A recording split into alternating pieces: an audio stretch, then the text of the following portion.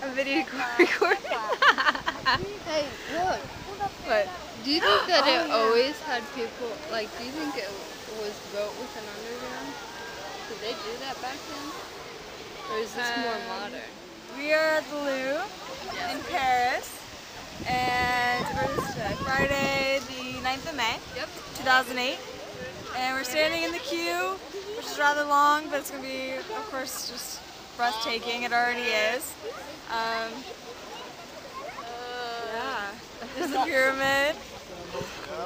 Speechless, I guess. And, Avancez à droite également. Hey, turn around.